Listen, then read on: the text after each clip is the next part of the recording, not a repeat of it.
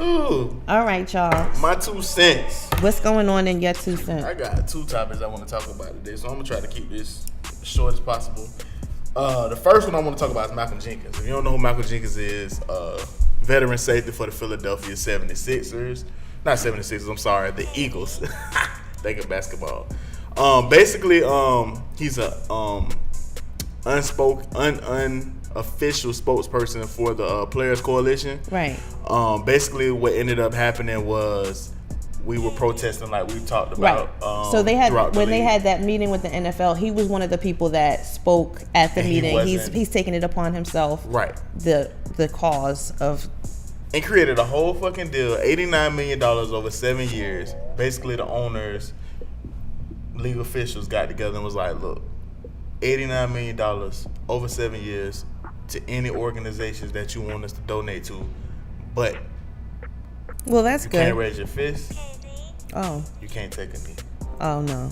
He took the deal. Oh. Well, then that's just for him. He doesn't have to do it. Well, listen. Safety Eric Reed for the 49ers said he did not speak for us. That was something that he took upon himself. Okay. So it's outrage across the NFL for him actually, doing that. I mean, he took the money. That's it. He doesn't have, but now he can't protest. But everyone else still can. But listen to listen to the point that I'm trying to make. We spoke about this. Remember when we spoke about that kid in the hood, and when the white man comes and he offers $1 million? Exactly. That's the system just full circle, just coming back around again. Right. That's all but it is. make sure that you I mean. Good thing about him though, he is a Walter Payton Man of the Year nominee. That's like one of the biggest awards, accolades that you can get for like your humanitarian work as an athlete in the NFL. So I do want to big him up on that. Another thing he did say, I'm not a sellout. NFL protests were never about the money. So why did you take money? Why did you even let them sit down at a table with somebody that was negotiating money? If it's not about the money, if you knew that they were about to talk money to you, why did you even show up? I mean, just in the words of several players, over 24 players, he didn't communicate for the players community.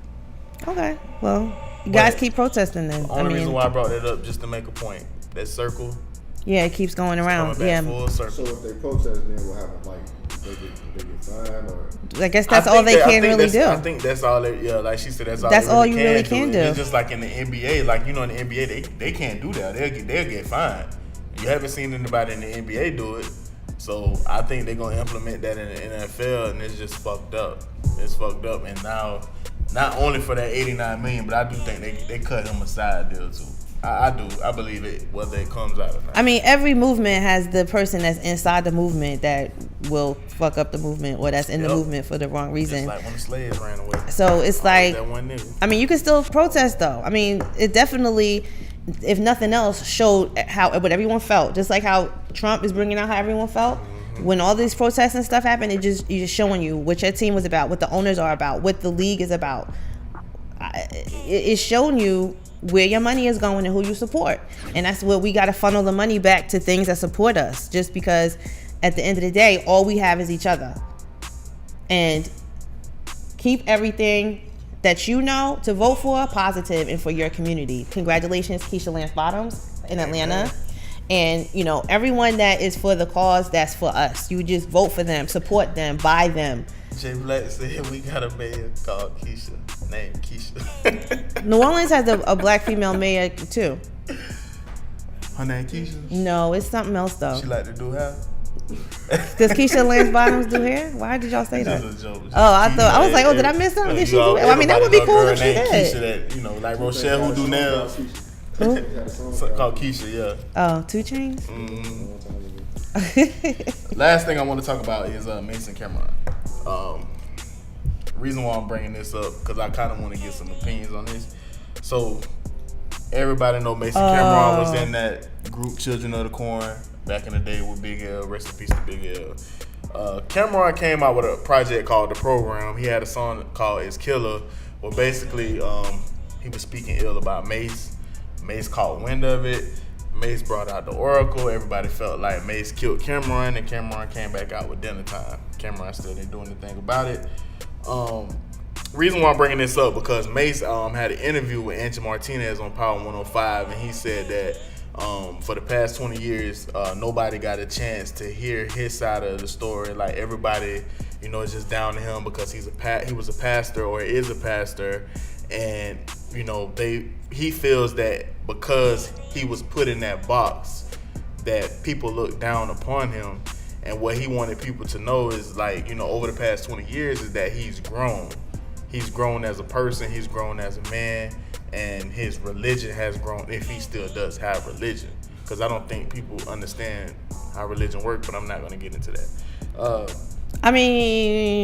What's not necessarily the beef, so to speak, between the two, because that's nonsense, but it's just like anybody. Like he made a valid point. He was like, when T.I., went to Bishop Eddie Long's church and he spoke in front of the church, nobody made a big deal about it, because he went to the church and spoke, and he's a rapper, and the things that he has rapped about, even though he has, but he didn't become the pastor. I mean, clearly versus, we all, okay. Because, I think, Mase is finally speaking up. He really is just getting back in the game, trying to find his lane. He probably feels like, okay, there's some things I need to address, because he feels like he was bullied. Kim and Jimmy are kind of like bullies. Let's be honest. I mean, they are, but at the same time, that's the way that so Mase came out 20 years later. So I guess before he starts putting his foundation down for his new music, he wants to clear the air. This is what happened between me, Mase and Cam, because at the same time, Dipset got back together. So, just like when Bad Boy got back together, there was speculation like, well, who's going to be involved? Is this one? Is that one? So I guess he's just putting it out there like, this is what happened, blah, blah, blah. Okay.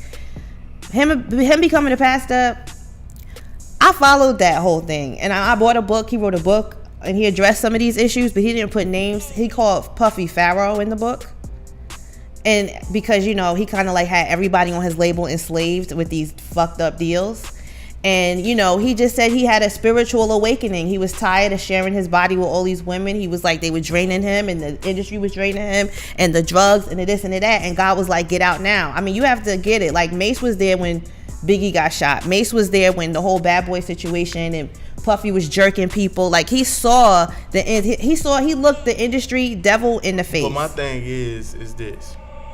You get into religion, then you come back in the game. Let's just say, what was it? He was out of the game, 6 years, 7 years? More than that. When he came back, when he did the welcome back and then the breeze stretch.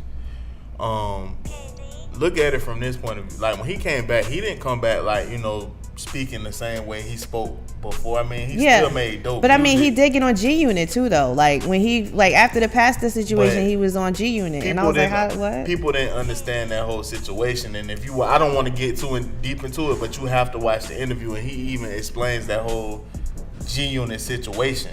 You know what I mean? Like, why he was on G Unit, his deal being thrown to another label. It was a whole situation behind that.